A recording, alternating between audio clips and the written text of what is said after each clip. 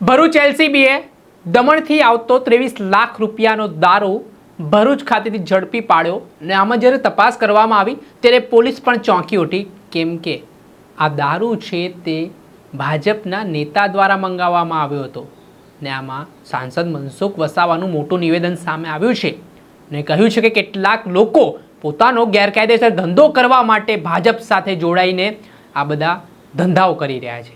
શું સમગ્ર મામલો છે, શું આક્ષેપ કરી રહ્યા છે મનસુખ વસાવા, વિગતે વાત કરીએ। વૈષ્ણવજન તો તેને કહીએ જે પીડ પરાઈ જાનાને રે। દર્શક મિત્રો, નવજીવન ન્યૂઝમાં આપનું સ્વાગત છે। હું છું ફૈઝાન। ભરૂચ પોલીસે ગઈકાલે રાત્રિ દરમિયાન 23 લાખ રૂપિયાનો વિદેશી દારૂનો જથ્થો પકડી પાડ્યો છે।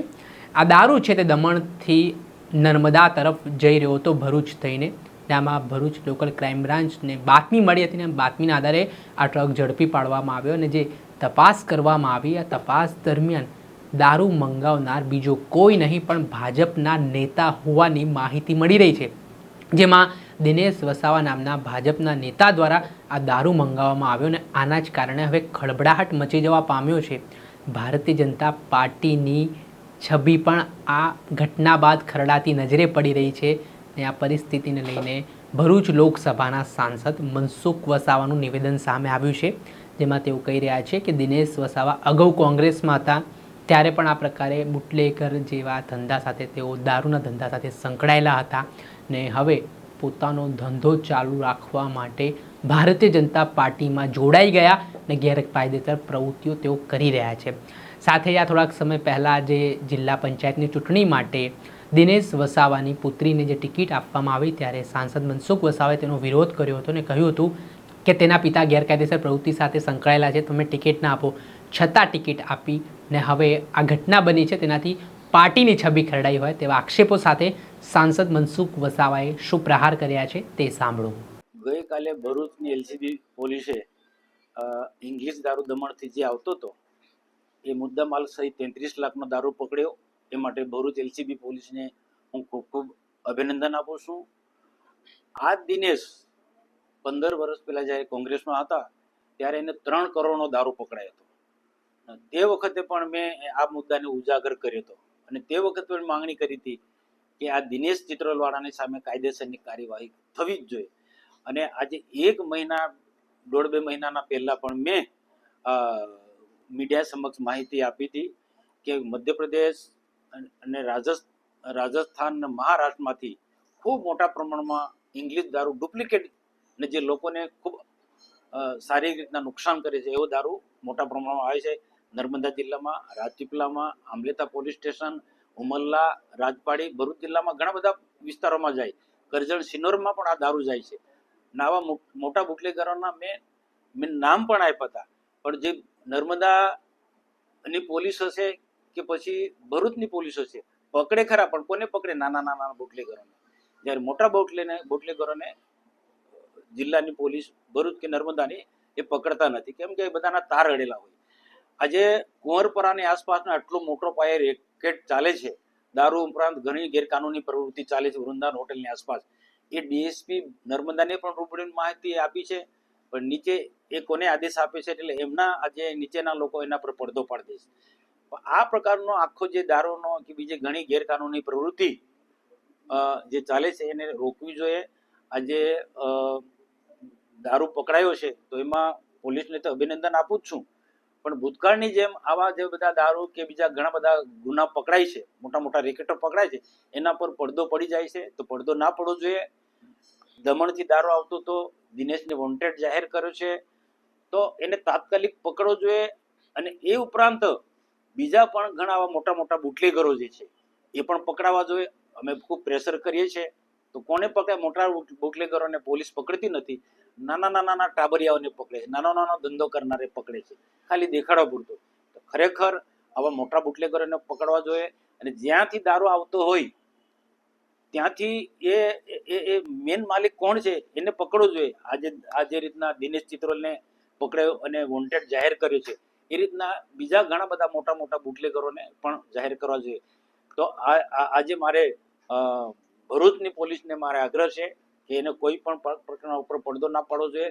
અને બીજા ભરૂચ જિલ્લાની અંદર આ ઉમરલા છે, રાજપાડી છે કે ઝઘડિયા વિસ્તારની અંદર ઘણી બધી જગ્યાએ ભરૂચ શહેરમાં પણ આવા મોટા મોટા બુટલેગરો જે છે એ કરજણ સિનોરમાં પણ જે મોટા મોટા બુટલેગરો છે એ બધાનો દારૂ પકડાવવો જોઈએ અને એક એકની સામે કાર્યવાહી થવી જોઈએ એવું હું સ્પષ્ટ માનું છું. હું ભાજપમાં રહીને કોંગ્રેસમાંથી ભાજપમાં આવ્યો, કેમ આવ્યો અને એની છોકરીને ટિકિટ પણ આપવા?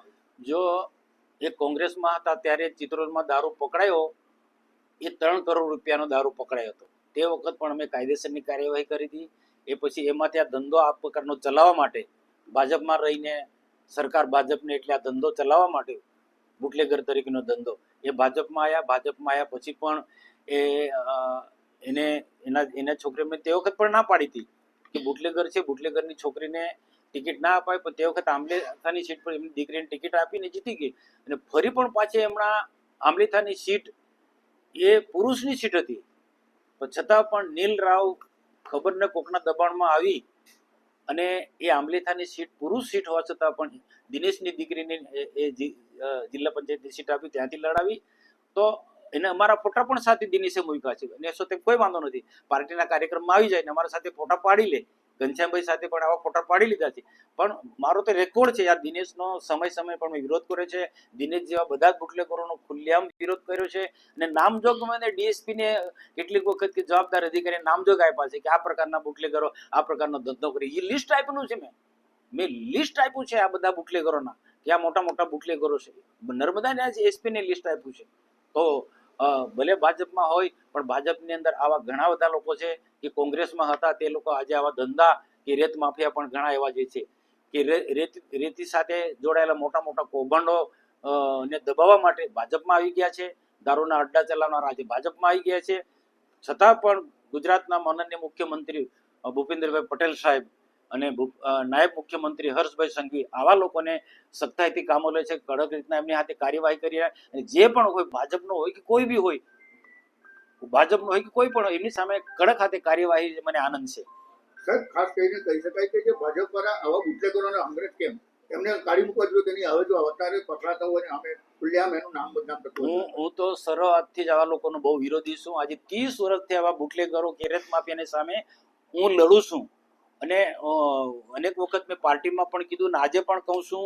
અને નીલ રાવને તે વખત પણ મેં ના પાડી કે આની ટિકિટ ના અપાય, છતાં પણ મહિલા સીટ નહોતી, છતાં પુરુષ સીટ ઉમેદવાર આપવાના બદલે આંબલીથાની સીટને મહિલા તરીકે એની દીકરીને લડાવી. તે વખત પણ સખત વિરોધ કર્યો હતો અને હજુ પણ હું કહું ભલે જીતી છે પણ એ આવા જે બુટલેગરો આ દિનેશની છોકરી એટલી જ નહીં, જે બુટલેગર સાથે જોડાયેલા ઝઘડિયામાં પણ ઘણા નાના મોટા બુટલેગરો છે જે ભાજપ સાથે જોડાયેલા છે.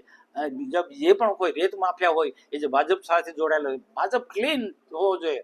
ભાજપ એક સમય બહુ ક્લીન ભાજપ હતો, એવો ભાજપ હોવો જોઈએ. અને સરકારનો જે પારદર્શી વહીવટ છે એ બિલકુલ સારો છે, પણ એ જાળવાઈ રહ્યો છે હું માનું છું. અને આવા જે ભાજપને બદનામ કરનારા લોકો છે કે ભાજપ સરકારને બદનામ કરનારા લોકોને તાત્કાલિક સર્વે કરીને ભાજપમાંથી કાઢી મૂકવા જોઈએ.